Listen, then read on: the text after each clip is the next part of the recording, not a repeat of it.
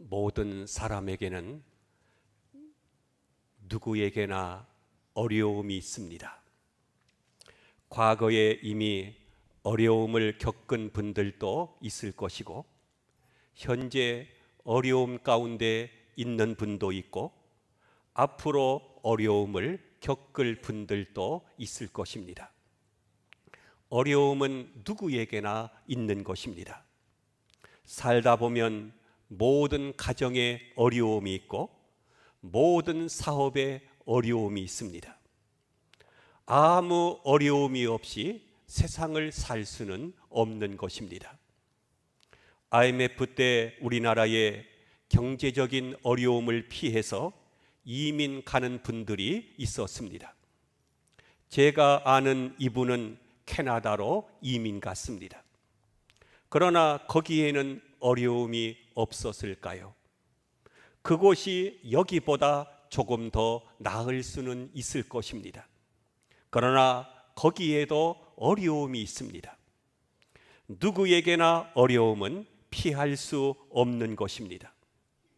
사람이 사는 이 세상에는 누구에게나 어디에나 어려움이 있는 것입니다.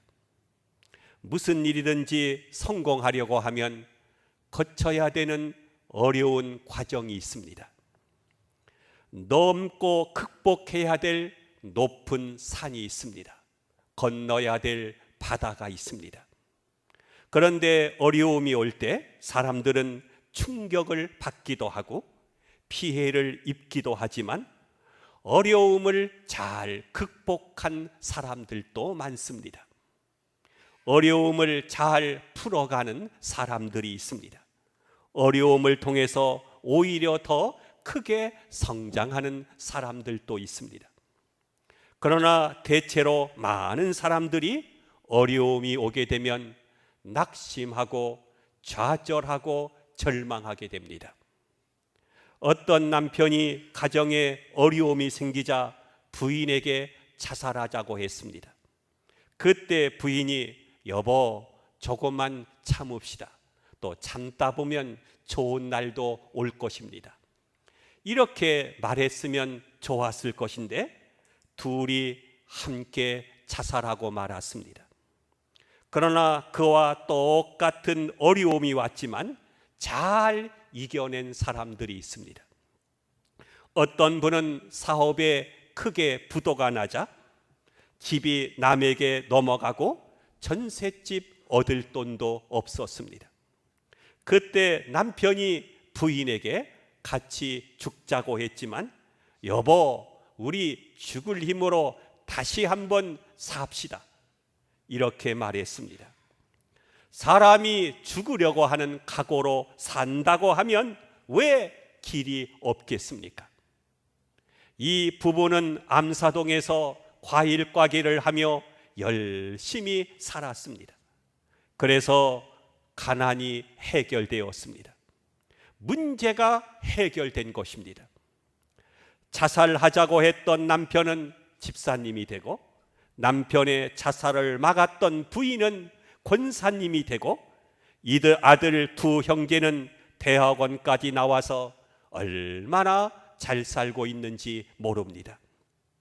그때 온 식구가 죽었더라면 어떻게 되었겠습니까? 사람의 마음처럼 강한 것이 없고 또 한편으로는 사람의 마음처럼 약한 것도 없습니다. 우리의 마음이요 약한 쪽으로 기울어지면 안 되는 것입니다. 강한 쪽으로 나아가 힘을 얻어야 할 줄로 믿습니다. 나의 힘이 되신 여호와여 내가 주를 사랑하나이다 고백했습니다. 마음이 강하고 담대한 분은 어떠한 어려움을 당해도 잘 이겨냅니다. 성도들은 우리 인생길에 항상 어려움이 있다는 것을 알고 미리 각오하고 준비할 때 내게 능력 주시는 자 안에서 내가 모든 것을 감당하며 승리할 줄로 믿습니다. 높은 산에 올라갈 때는 여름일지라도 겨울 장비를 준비하고 올라가야 합니다. 어떤 어려운 상황 속에서도 잘 대비해서 미리 만반의 준비를 갖추고 올라가야 됩니다. 먹을 양식도 넉넉히 준비하고 또 아주 두꺼운 옷도 준비해 가야 됩니다. 왜 그렇습니까? 남산과 같이 낮은 산은 괜찮겠지만 높은 산은 기상 변화가 아주 심합니다. 산 아래쪽은 여름인데 산 위쪽은 겨울입니다. 우리가 유럽을 가보게 되면 산 아래는 꽃이 피는 봄인데도 산 위는 눈이 하얗게 쌓여 있는 것을 보게 됩니다. 로키 산맥 밑에는 한여름인데 5,000m나 되는 산 위에는 추워서 견딜 수가 없습니다. 콧김이 얼어서 고드름이 생깁니다. 날씨가 맑다가도 갑자기 우박이 쏟아지기도 합니다. 그렇습니다. 여러분의 인생이, 여러분의 사업이 성공해서 높은 산에 올라가려고 하면, 여러분의 가정이 항상 평안하려고 하면 만반의 장비를 갖추어야 됩니다. 여름 날씨에도 겨울 옷을 준비해야 되고 배부를 때에도 먹을 양식을 준비해야 됩니다. 왜 그렇습니까? 상황이 언제 어떻게 변할는지 알 수가 없기 때문입니다. 그러나 준비한 사람에게는 어려움이 문제가 되지 않습니다. 어려움은 나 혼자만 당하는 것이 아니라 우리 모두에게 다 있는 것입니다. 오히려 어려움이 없는 것이 이상합니다. 어려움이 없는 사람은 하나님께서 쓰시지 않는 사람, 택하지 않는 사람입니다. 하나님의 사람은 고난 후에 축복을 받은 것을 보게 됩니다. 모세는 미디안 광야를 거친 후에 훌륭한 영적인 지도자가 되었습니다. 야곱은 외삼촌 라반의 집에서 종살이 한 후에 부자가 되어서 고향에 돌아왔습니다. 요셉은 애굽에서 종살이 한 이후에 그 나라의 국무총리가 되었습니다. 욥은 그 누구도 견디기 어려운 고난을 통과한 후에 갑절의 복을 받았습니다. 산돼지는 살아가는 것이 어렵지만 집돼지는 걱정이 없습니다. 집돼지는 때가 되면 하루에 3번씩 주인이 밥을 줍니다. 그러나 산돼지는 날마다 먹이를 스스로 찾고 구해야 하는 어려움이 있지만 집돼지는 그럴 필요가 없습니다. 그저 주인이 주는 대로 편히 먹고 누워 자면 그만입니다. 그런데 그렇게 편안한 것이 좋은 줄 아십니까? 아닙니다. 한 8개월쯤 되면 마장동에 있는 아저씨가 왔다 갔다 합니다. 무게가 얼마쯤 나가는지 살피러 드나드는 것입니다. 시편 기자는 고난 당한 것이 내게 유익이라고 말했습니다.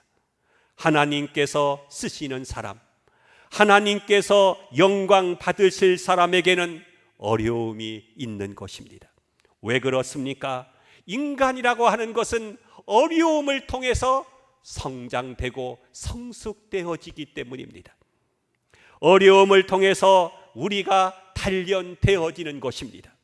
사람은 어려움이라고 하는 과정을 통해서 다듬어지고 하나님께서 원하시는 사람으로 만들어지게 되는 것입니다.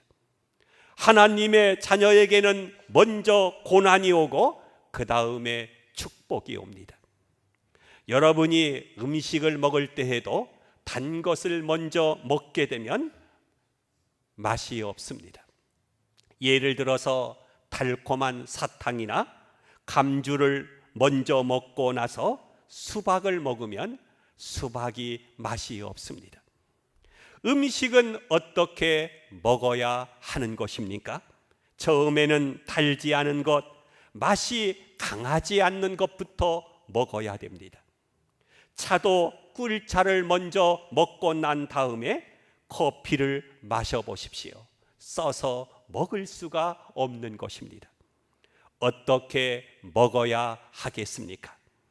커피를 마신 다음에 꿀차를 마셔야 하는 것입니다. 이렇게 어느 것을 먼저 먹느냐에 따라서 다음 음식을 맛있게 먹을 수가 있고 맛없게 먹을 수가 있는 것입니다. 오늘 우리들의 인생에 있어서도 고난의 쓴물을 먼저 마시고 어려움을 먼저 겪으신 분들은 내일 인생의 맛이 있고 삶도 행복의 맛이 있고 신앙의 맛이 있고 영적인 맛이 있어서 날마다 행복할 수가 있는 것입니다. 그러나 처음부터 너무 단 것만 골라 먹게 되면 아무리 좋은 집에서 그 누구와 산다 해도 맛이 없습니다. 삶에 맛이 있고 재미가 있어야 되는데 모든 것이 재미없이 살아가는 삶이 되고 마는 것입니다. 그러므로 하나님은 사랑하는 자녀들을 기르실 때 고난이라고 하는 터널을 지나가게 하십니다. 그 다음에야 승리와 영광의 빛을 안겨주십니다. 이사야서 9장 1절에 보면 전에 고통받던 자들에게는 흑암이 없으리로다 라고 했습니다. 그렇습니다. 십자가 후에 부활이 있고 천국이 있는 것입니다. 고난은 훌륭한 학교입니다. 더 큰 하나님의 사람으로, 더 큰 축복의 사람으로 만드시는 학교입니다. 고난을 거친 사람은 인격이나 마음이나 생각이 모두가 달라지게 됩니다. 고난의 학교를 나온 분들은 겸손이라고 하는 공부를 하고 나오게 됩니다. 전에 그렇지 않던 분들이 겸손해집니다. 고난을 통해서 겸손해지게 됩니다. 온유를 배우게 됩니다. 순종을 배웁니다. 그리고 인내할 줄 알게 되는 것입니다. 고난을 거치고 나면 좋은 것을 배우게 됩니다. 사랑을 배우고 감사를 배우게 되는 것입니다. 또 고난을 통해서 하나님께서 우리를 정결하게 하시고 깨끗하게 하여 주십니다. 좀처럼 끊지 못했던 나쁜 습관들도 고난 속에 들어가게 되면 단번에 끊게 됩니다. 평생 동안 담배를 끊지 못했던 사람이 의사가 당장 담배를 끊지 않으면 당신은 1년 안에 죽게 될 것입니다. 이 한마디에 담배를 끊게 되는 것입니다. 성도들도 고난을 통해서 깨끗한 마음과 깨끗한 생활을 갖게 됩니다. 여러분에게 고난이 있는 것은 속히 죄를 끊으라고 하는 것입니다. 버리라는 것입니다. 그리고 회개하라고 하는 것입니다. 욥기 23장에 보면 욥도 어려운 고난을 당한 후에 이렇게 고백합니다. 내가 가는 길을 오직 그가 아시나니 하나님이 나를 단련하신 후에는 내가 순금같이 되어 나오리라 고백을 했습니다. 욥도 고난을 통해서 더욱더 깨끗해지게 되었습니다. 사람은 고난을 당할 때 두 가지 모습으로 나타나게 됩니다. 고난 당할 때 욥의 아내와 같이 원망하고 불평하는 사람들이 있습니다. 욥의 아내는 악처입니다. 남편이 어려울 때 남편을 저주하고 하나님을 원망한 여인입니다. 욥이 재산을 잃어버리고 자녀를 잃어버리고 몹쓸 병에 걸려서 고난을 당할 때에 욥의 아내가 뭐라고 했습니까? 오늘 본문 9절에 보면 하나님을 욕하고 죽으라고 했습니다. 남편 보고 죽으라는 것입니다. 정말 무서운 여자입니다. 아주 독한 여자입니다. 신앙에서 떠난 여자입니다. 그러나 고난을 당한 욥은 그렇지 않았습니다. 오히려 욥은 오늘 본문 10절에서 말하기를 그대의 말이 어리석은 여자의 말과 같도다. 우리가 하나님께 복을 받았은즉 화도 받지 아니하겠느냐 하면서 자기 부인을 꾸짖은 것입니다. 하나님께서 주신 것을 도로 가져가시는데 내가 어찌 원망할 수 있느냐 하면서 욥은 끝까지 하나님께 범죄하지 않았습니다. 어리석은 여인처럼 입으로 죄를 짓지 않은 것입니다. 욥은 하나님 앞에 잘했습니다. 무엇을 잘했습니까? 이 입 관리를 잘했습니다. 그러나 욥의 아내는 입으로 죄를 짓고 말았습니다. 여러분, 흔히 몸으로 짓는 죄가 큰 줄 알지만 그보다 더 큰 죄는 바로 입으로 짓는 죄인 것입니다. 반대로 하나님 앞에 가장 영광스러운 것도 입으로 하는 것입니다. 모두가 입으로 드려집니다. 우리가 예배를 드릴 때 찬송도 입으로 합니다. 기도도 입으로 합니다. 감사도 입으로 합니다. 하나님 앞에 모든 영광을 입으로 돌려드리는 것입니다. 성경에 보십시오. 로마서 10장 10절은 우리가 입으로 시인하여 구원에 이른다고 했습니다. 말 한마디가 얼마나 중요한지 모르는 것입니다. 십자가에 매달린 강도는 말 한마디로 구원받았습니다. 예수여, 당신의 나라에 임하실 때에 나를 기억하소서. 이 한마디 때문에 그는 천국에 갔습니다. 낙원에 이르게 된 것입니다. 말 한마디 한마디가 이처럼 중요한 것입니다. 여러분, 가장 큰 죄는 바로 입으로 짓는 죄인 것입니다. 입으로 천국문을 열기도 하지만 지옥문을 입으로 열기도 합니다. 입에 따라서 모든 것을 얻기도 하지만 모든 것을 빼앗기기도 하는 것입니다.